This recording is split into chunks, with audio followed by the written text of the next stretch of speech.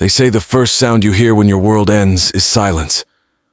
Not a quiet silence, but the deafening kind that screams in your ears. For me, it wasn't an explosion or a car crash. It was just a phone call.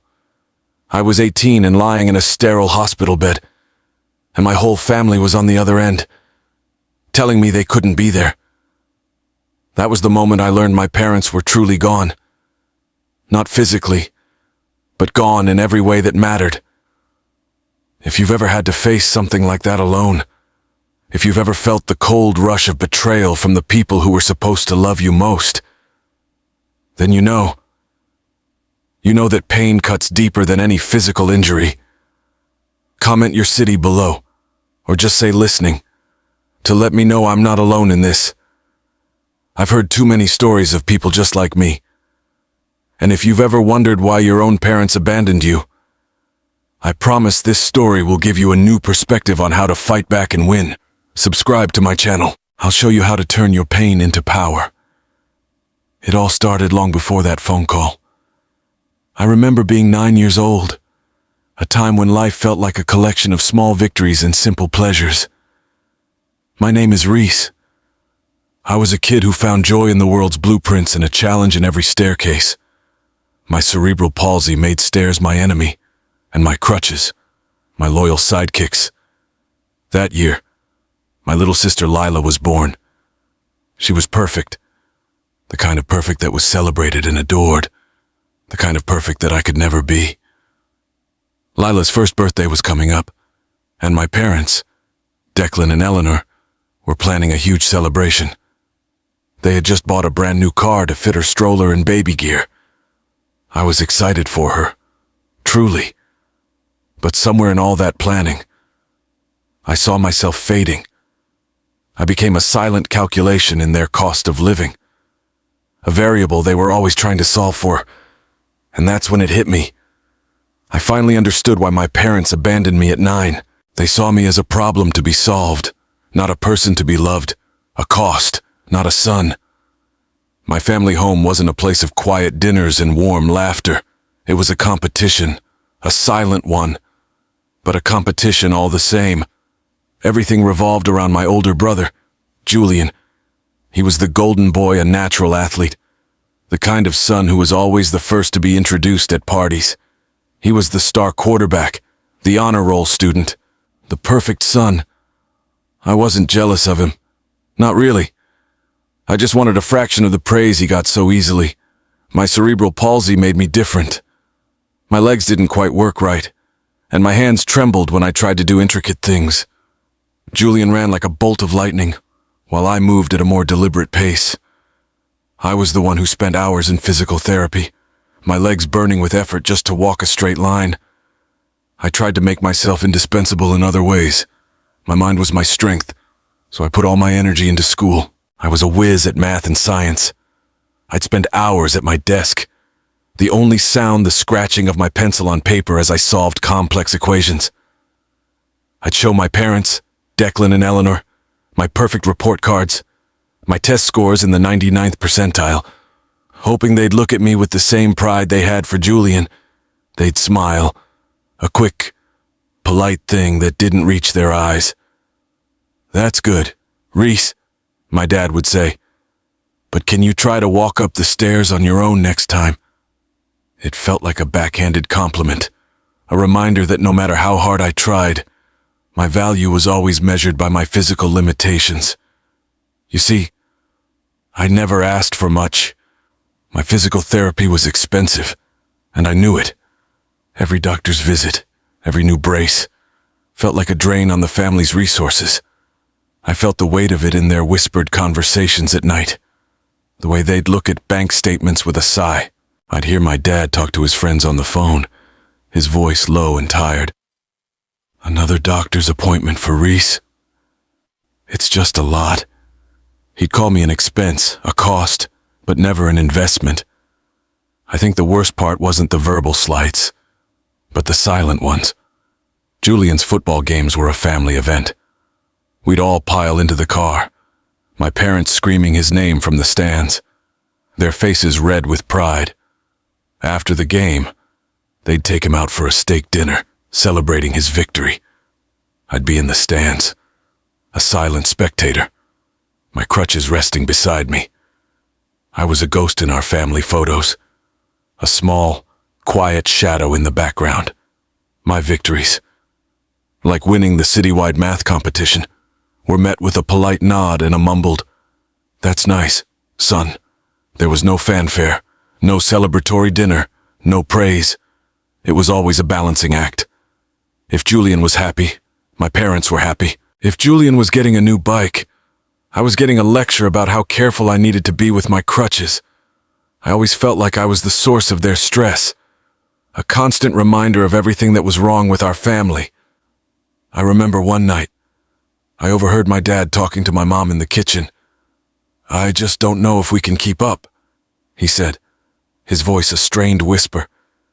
"Between Julian's football camps and Reese's therapy, we're drowning." My mom, Eleanor, just stood there, her hands twisting a dish towel. She didn't say anything, but her silence was a language all its own. It told me everything I needed to know. I was the reason they were drowning. I started to resent my own existence. I was a burden, a financial drain, a source of worry and stress. I felt like a mistake they were forced to live with.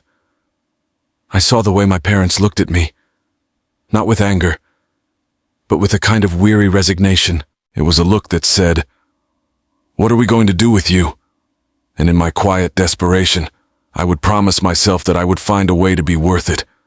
I would find a way to be the son they wanted, even if it meant giving up my own dreams, even if it meant I had to pretend to be someone I wasn't. Because a part of me, the naive, hopeful part, still believed that if I just tried hard enough, they would love me. But I was wrong. I was so wrong. I was always trying to find a way to make myself useful, to prove I was more than a burden. My mom, Eleanor, had a side gig working as a freelance bookkeeper for local businesses. She was always stressed, hunched over stacks of receipts and invoices. I'd sit beside her, watching her fingers fly across the calculator.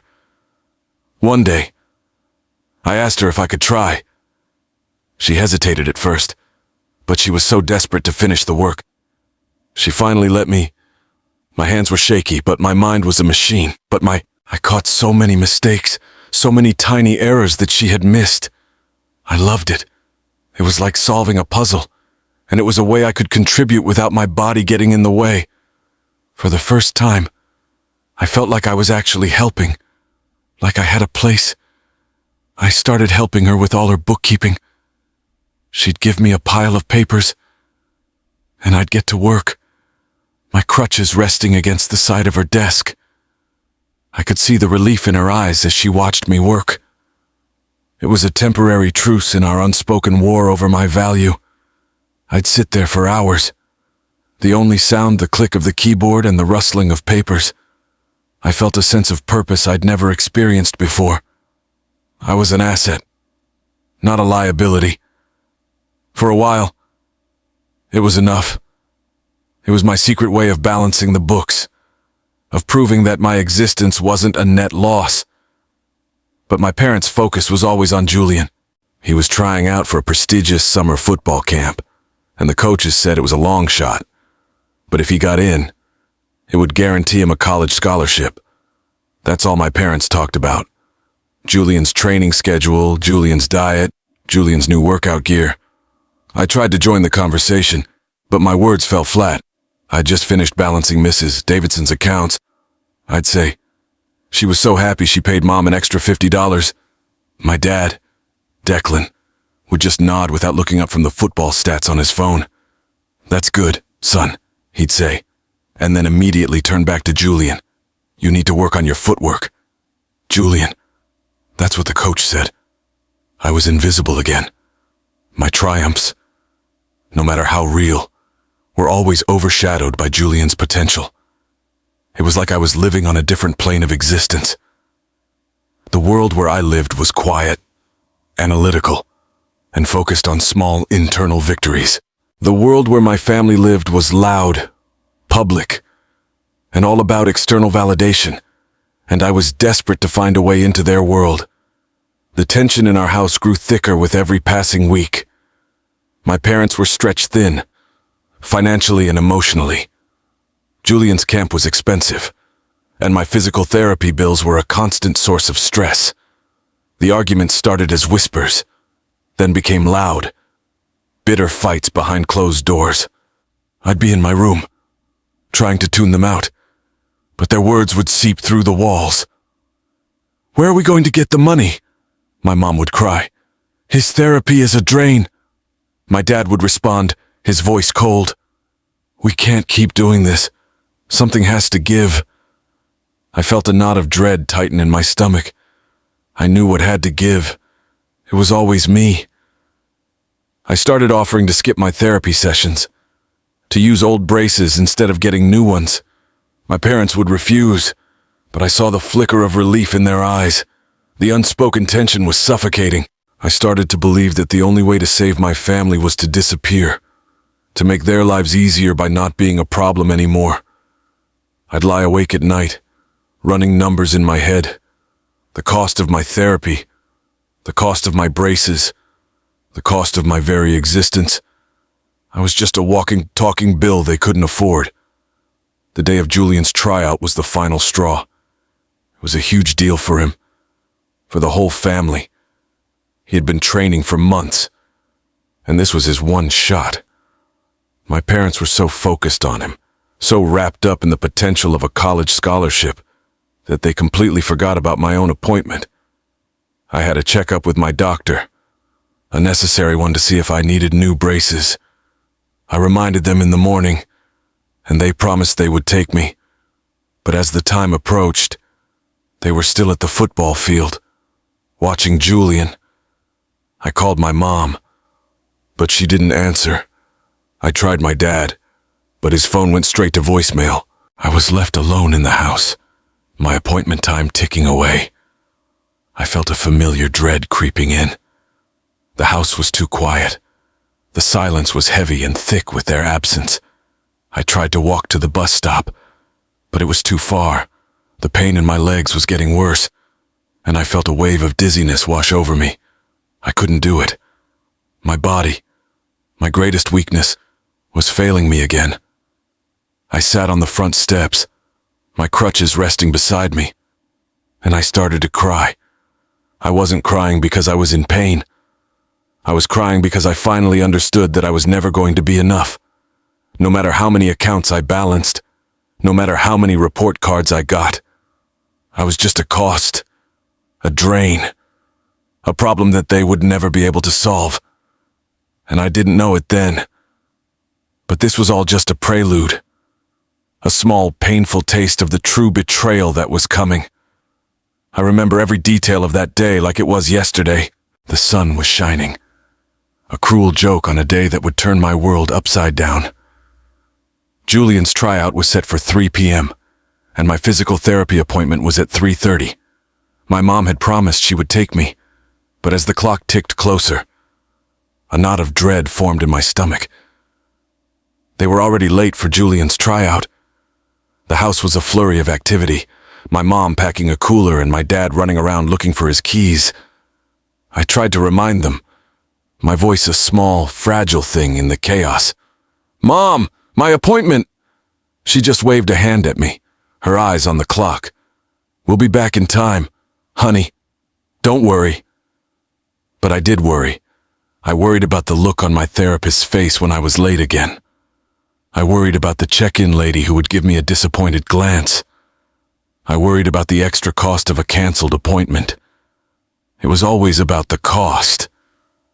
I looked at the kitchen table, which was littered with crumpled therapy bills. My dad had left them there, a silent reminder of my expense.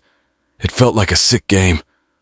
They were so focused on getting Julian to his tryout, on securing his future, that they were willing to sacrifice mine. I tried to talk to my dad, but he was already out the door. "Dad," I called out, my voice cracking. "What about my appointment?" He didn't even turn around. "Your mother will take care of it," he said, his voice flat. But my mom was already in the car, her face pale with stress. "Come on, Declan. We're going to be late." And they were gone. Just like that. The sound of the car pulling away was a physical blow, a confirmation that they had forgotten me. Again. I felt a surge of anger and humiliation so intense it made my hands tremble. I was a 9-year-old boy, and I was being left behind. I grabbed my crutches and headed for the front door. The physical therapy clinic was only a few blocks away, but for me, it was a marathon. Each step was a challenge, a small, painful victory. My legs burned, and I felt the familiar pull in my muscles. My crutches felt heavy, and the straps on my braces dug into my skin. I pushed myself, one foot in front of the other, determined to prove that I wasn't helpless. I could do this. I could get there on my own. I could show them that I was an investment, not a cost. I was halfway there when I heard a familiar voice call my name. I turned around and saw my younger sister, Lila, sitting in her stroller, her face streaked with tears. Reese, wait!" she cried. My mom had forgotten her. In her rush to get Julian to his tryout, she had left her daughter in the driveway. I felt a pang of protectiveness, of a love so fierce it made my chest ache. I had to go back. I had to protect my little sister. But what about my appointment? What about my victory? It was a moment of true internal conflict.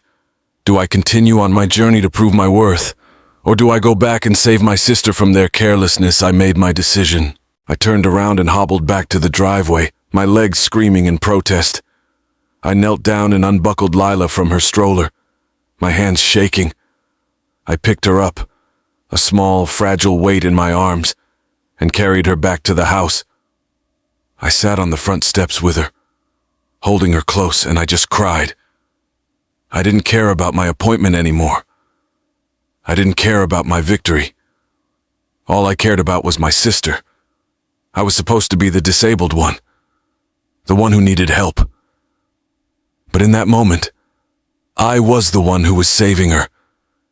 My parents finally came home, frantic and panicked. "Lila, where were you?" "We looked everywhere," my mom cried, running to us and grabbing Lila from my arms.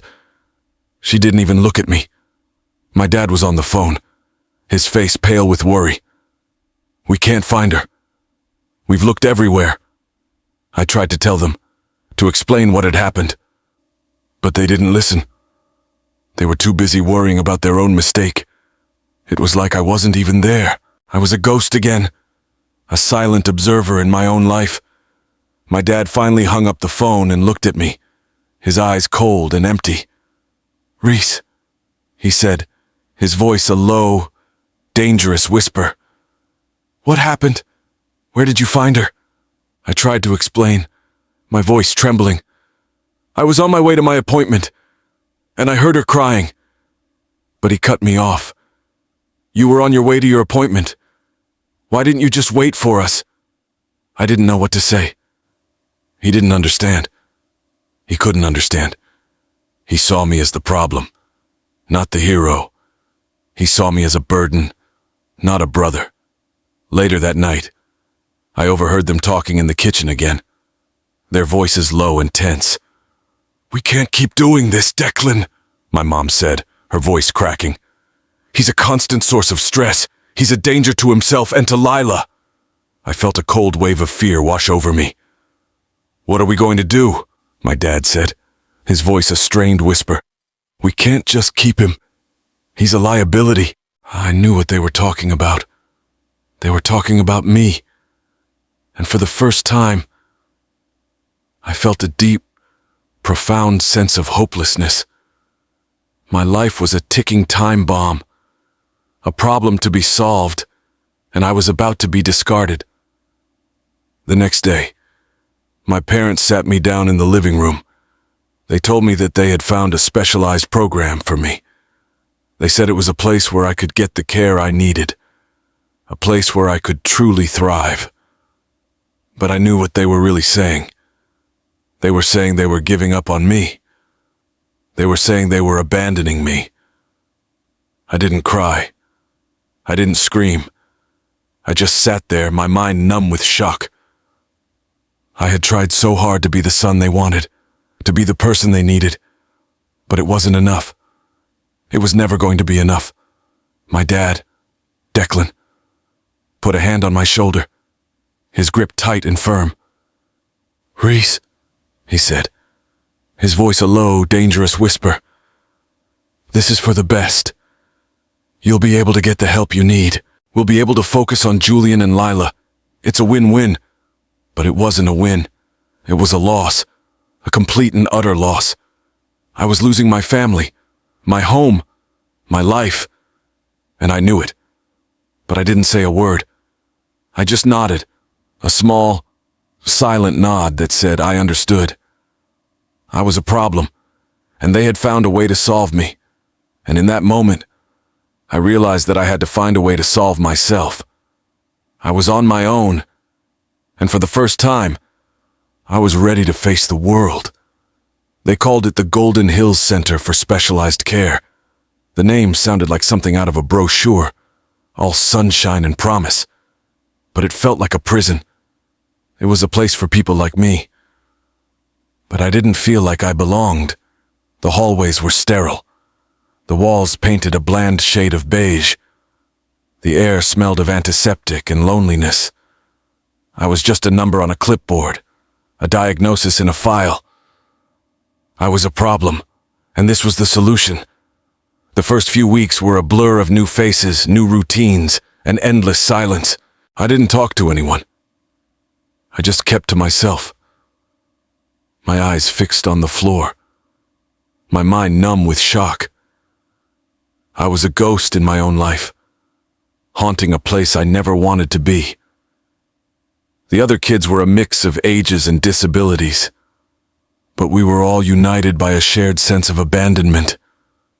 We were the forgotten ones, the ones our families couldn't handle. We were all problems that had been solved. I tried to keep my head down, to not draw any attention to myself. I ate my meals in silence. I did my physical therapy without a word, and I went to bed as soon as I could. I was just trying to survive. I was just trying to make it through the day without falling apart. But the nights were the hardest. I would lie awake in my bed, staring at the ceiling, and I would think about my family. I would think about my mom's cold eyes, my dad's angry voice, and my sister Lila's innocent face. I would think about the way they had just left me, like I was a piece of luggage they had forgotten to pack. It hurt more than anything I had ever experienced. One day, I was sitting in the cafeteria, eating my lunch in silence, when a voice broke through the haze of my thoughts. "Hey, you're the new kid, right?" I looked up and saw a girl sitting across from me. She had bright blue eyes and a mischievous smile. She was in a wheelchair, and her hands were steady as she ate her sandwich. "My name's Chloe," she said. "What's yours?" I just stared at her, my mind blank. I hadn't spoken to anyone since I'd arrived.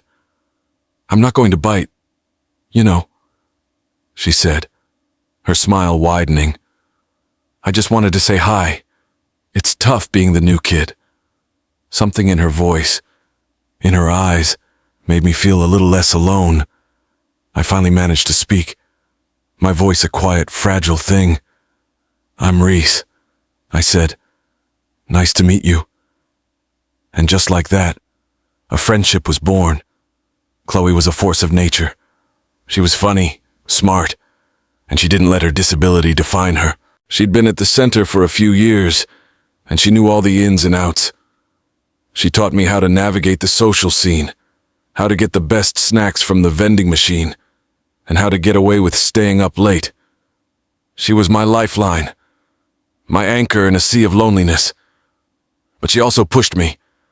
She saw something in me that I didn't see in myself. She saw the potential, the intelligence, the passion. She saw the architect hiding beneath the quiet, frightened boy. "You're a genius, Reese," she would say, watching me draw blueprints in my sketchbook. You see things that no one else does. You see the possibility in every building, in every space. You can't let your legs hold you back. She didn't let me give up. She didn't let me hide. She pushed me to be better, to be more, to be the person I was always meant to be. One day, Chloe and I were sitting in the library, and she was telling me about a friend of hers, a kind, older man who sometimes came to the center to mentor some of the kids. She told me he was a famous architect, a man who had designed some of the most beautiful buildings in the city, a man who was in a wheelchair, just like her, a man who understood what it was like to live with a disability. "He's amazing, Reese," she said, her eyes shining with admiration. "He sees the world differently. He sees the beauty in the brokenness. You'll love him." I didn't believe her. I didn't want to meet anyone. I was a fortress, a carefully constructed wall of silence and solitude. I didn't want anyone else to see my pain, to see my weakness. I was a problem, and I didn't want anyone else to try to solve me. But Chloe was persistent. She convinced me to meet him.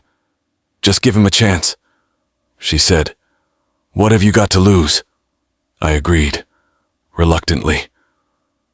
The day I met him, my life changed forever. His name was Ezra. He was a tall, distinguished man with kind eyes and a warm smile. He was in a wheelchair, just like Chloe had said, and his hands were strong and steady. He didn't look at me with pity or sorrow. He looked at me with respect. He saw the fire in my eyes, the passion in my drawings, and he saw a kindred spirit. "I've heard a lot about you, Reese," he said, his voice a low, rumbling sound that made me feel safe. "I hear you're a genius. I hear you're an architect." I just nodded, my hands trembling. "I'm not," I said, my voice a small, fragile thing. "I just draw." He just smiled. "No, Reese," he said, his voice firm and steady. "You're an architect. You just haven't realized it yet. You see the world through a different lens. You see the possibilities where others see limitations. You see the beauty in the bones of a building, in the curves of a ramp, in the width of a doorway. You see the world as it should be, not as it is." His words hit me like a physical blow. No one had ever spoken to me like that before. No one had ever seen me like that before. My parents saw my disability. They saw my crutches, my braces, my weakness. But Ezra saw my strength. He saw my mind. He saw my heart. He saw the person I was always meant to be. He became my mentor, my teacher, my friend. He taught me everything he knew about architecture, about design, about life. He taught me how to use my passion to change the world. He taught me how to be proud of who I was. And one day, he asked me if I would let him adopt me. I was 18 by then, and I had been at the center for 9 years. I had no family, no home, no one. But Ezra had been my family. He had been my home. He had been my everything. I said yes. And just like that, my name was changed. I was no longer Reese, the boy who was abandoned. I was Reese Sterling, the son of a man who saw me for who I was, not for who I wasn't. I was a son, and I had a home. I had a family. I had a purpose. I was a man. And I was finally ready to live. As a boy, I had always imagined what it would be like to confront my parents. I had rehearsed the scene 1,000 times in my head, a furious monologue of all the pain and betrayal they had put me through. I was going to tell them how they had broken me, how they had left me to fend for myself, how they had abandoned me when I needed them most. I was going to make them feel the same pain that I had felt for years. But as a man, I found that my feelings had changed. I was no longer a child. I was a son, and I had a father who had loved me, who had seen me, who had saved me. I didn't need their validation anymore. I didn't need their apology. I just needed to face them. The day of the confrontation, I was nervous, but I wasn't afraid. I was meeting them at a neutral location, a coffee shop in downtown Seattle, the same city where they had abandoned me, a city that now felt like home. I walked in, my crutches clicking on the tile floor, a sound that used to make me feel ashamed, but now felt like a declaration of independence. I saw them sitting at a table in the corner, my father, Declan, and my mother, Eleanor. They looked older, their faces etched with lines of worry and regret. They looked tired. I sat down across from them, and for a moment, we just stared at each other. The silence was thick with unspoken words, with years of anger and resentment. My dad was the first to speak, his voice a low, shaky whisper. "Reese," he said, his eyes filled with a look I had never seen before. "Regret. It's been a long time." I just nodded, my hand steady on my crutches. "Yeah," I said. "It has." He tried to apologize, to explain, to justify. He talked about the financial strain, about the stress of raising a disabled child, about how they thought they were doing the right thing. He talked about Julian and his football scholarship, about Lila and her perfect life. He talked about how they had to make a choice, a difficult choice, a choice they regretted every day. But his words rang hollow. They were just excuses, a way to absolve themselves of guilt. I just sat there, listening, my face a mask of stone. I didn't say a word. I didn't need to. My mom, Eleanor, was next. She cried, her body shaking with sobs. She talked about how she had wanted to find me, to bring me home, to tell me she was sorry. She talked about how she had tried, but my dad had stopped her. She talked about how she had wanted to tell me she loved me, but she couldn't. Her words, though filled with regret, didn't feel real. They were just words.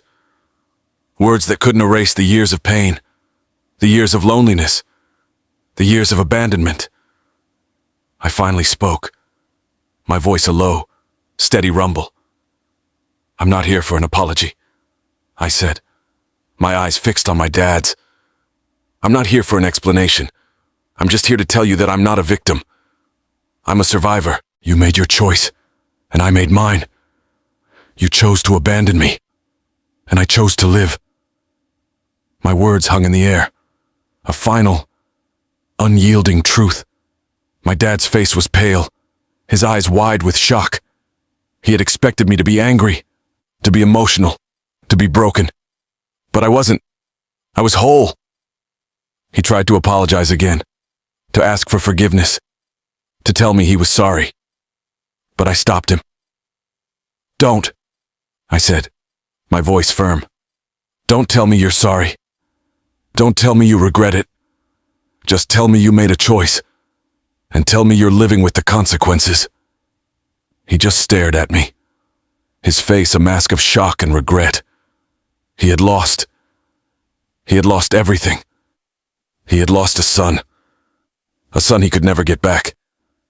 I got up to leave, my crutches clicking on the tile floor. My mom, Eleanor, stood up, her face streaked with tears. "Reese, wait," she cried. "Please don't go."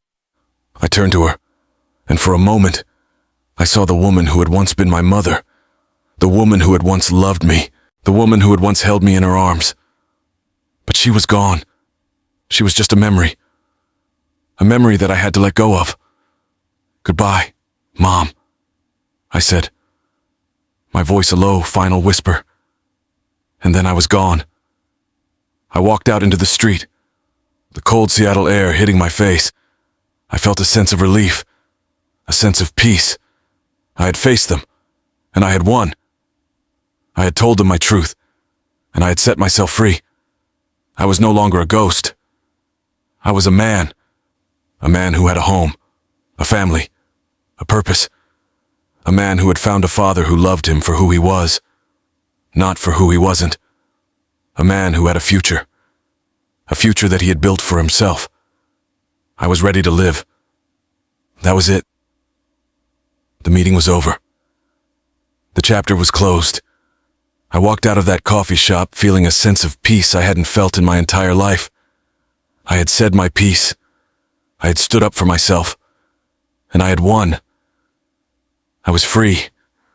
I was free from the chains of my past, from the shame, from the pain, from the resentment. I was free to live my life, to be the person I was always meant to be. The next few years were a whirlwind of hard work, of learning, of growing. I threw myself into my work, into my passion.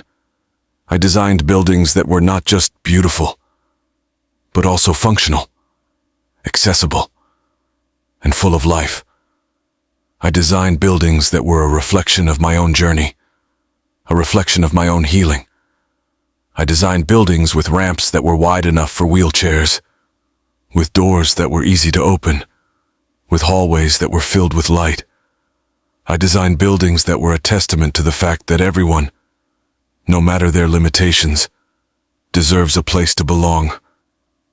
I became a successful architect. My designs were featured in magazines, in newspapers, in architectural journals. I was a man who had built a life for himself, a man who had found a purpose, a man who had found a home. But something was still missing. A piece of me was still a lonely 9-year-old boy, sitting on a front porch, waiting for a family that would never come. I knew I had to go back. I had to face my past. I had to face my sister. I found her on social media. She was a grown woman now, a beautiful woman with a kind smile and a face that was a mirror of my mother's. I sent her a message, a simple message that just said, "Hi, Lila. It's Reese." I didn't know what to expect. I expected her to be angry, to be confused, to be distant. But she wasn't. She was happy. She was so happy. She told me she had always wondered what had happened to me, that she had always felt a piece of her was missing. She told me she had always loved me, that she had always been proud of me. Her words were a balm to my soul, a healing balm that soothed the pain of my past. We met for coffee, and we talked for hours. We talked about our childhood, about our parents, about our lives. We talked about the good times, and we talked about the bad times.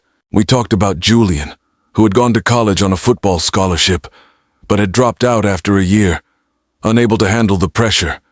He was working as a personal trainer now, still chasing a dream that had long since passed him by. We talked about our parents, who were divorced now, both of them living with the regret of a life they had chosen, a life that had cost them everything. I told her about Ezra, about how he had saved me, about how he had taught me to be proud of who I was. I told her about my work, about my passion, about my dream of building a world where everyone has a place to belong. And she just listened, her eyes filled with tears. She told me she was sorry, so sorry, for the way our parents had treated me, for the way they had abandoned me. She said she had always felt a sense of guilt, of responsibility, for my fate. I told her it wasn't her fault, that it was never her fault. I told her that she was a gift, a beautiful gift that had come into my life and had given me a reason to fight, a reason to live. We started a new chapter of our lives, a chapter filled with forgiveness, with love, with hope. We became friends again, and we started to build a new family, a family based on love, not on blood, a family that was a testament to the fact that we can choose who we want to be, who we want to be with, and who we want to love. And that's my story. It's a story of a boy who was broken, but who was mended, a story of a man who was abandoned, but who found a home, a story of a life that was taken, but that was given back. It's a story that is not just about me, but about all of us. It's a story about the pain of being abandoned and the hope of being found. It's a story about the power of love, of kindness, of forgiveness. If you've ever felt like you're not enough, like you don't belong, like you're a burden, then this story is for you. This story is for all of us who have been told we're not enough. This story is a testament to the fact that we are more than enough. We are more than our pain, more than our past, more than our limitations. We are survivors. We are fighters. We are winners. If this story has touched your heart, if it has given you a sense of hope, if it has made you believe in the power of love, then please, like this video, share your story in the comments, and subscribe to my channel. I'll show you how to turn your pain into power, how to find your place in this world, and how to build a life that is a reflection of your own beautiful, incredible, and resilient soul. Don't let your past define you. Let it be the foundation for your future. I'll be here, waiting for you. And I promise you, you'll never be alone again.